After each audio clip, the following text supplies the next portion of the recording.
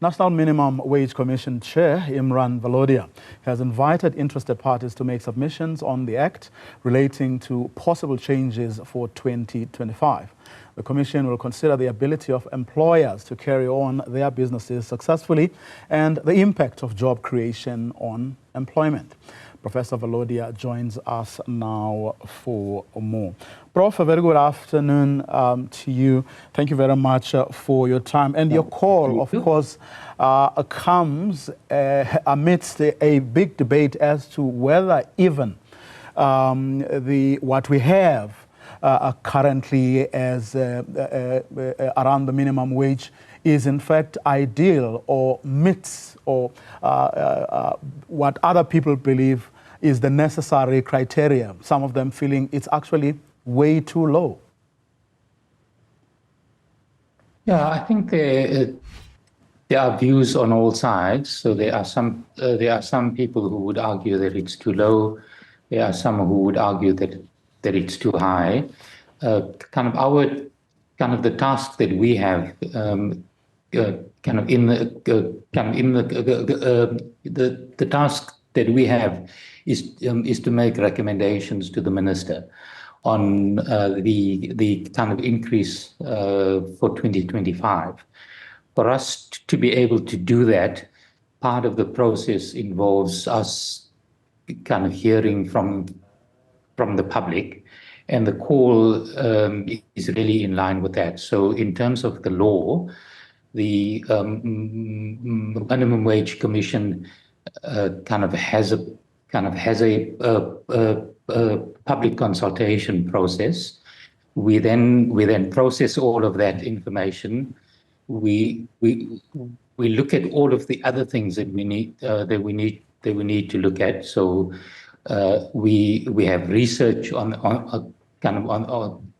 the impact. We look at all of the economic data, such as the inflation rate, etc., and then we make a recommendation to the minister. The minister then makes the decision on the kind of increase in the level of the wage for 2025.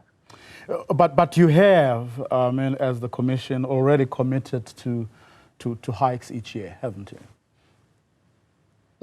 We don't commit to hiking. What we have done is to put out some set of issues that informs what the Commission kind of believes the medium-term target to be. And I think our view is that in the medium term, we would like to shift the level of the wage somewhat closer to what the data tells us is kind of required for a family to live. But I should emphasize that all we do is to make recommendations to the minister. The minister is the one who has the power to make the decisions.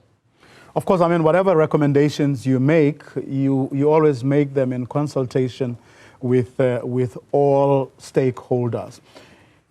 Has there been anyone who's arguing for, let's say, a reduction? So, in fact, last year, in the recommendations that we made to the minister,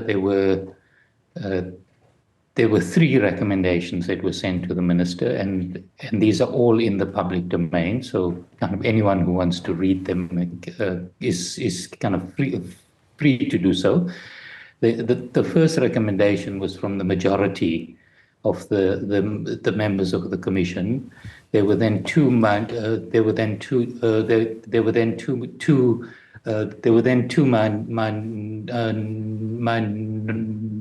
reports that were also sent to the minister.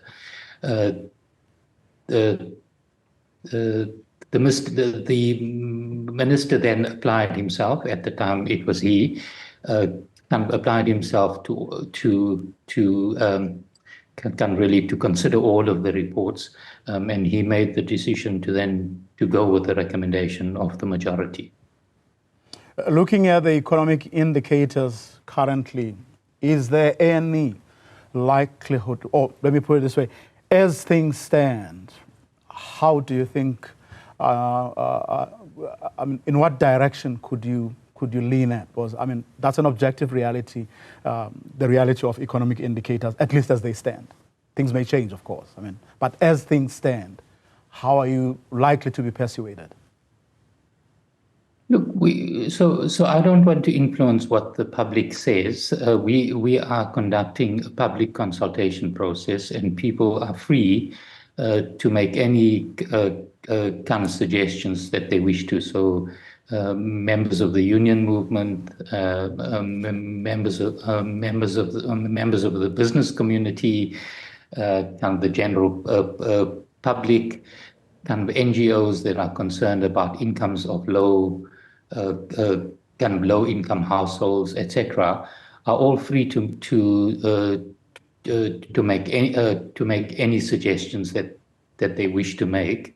All of those suggestions will be processed. We will consider them. We will then also look at all of the other information that we need to. So, for example, the one important bit of information that we do look at is the inflation rate, because we think it would be a backward step for us to kind of effectively reduce the level of the minimum wage, because that would mean that low-income earners would earn less than they did last year. We look at all sorts of other kind of important kind of economic and social data, and we then make the recommendation that we wish to make. Of course, interested parties are required to make their submissions by the 30th of September 2024. Prof, thank you very much for your time.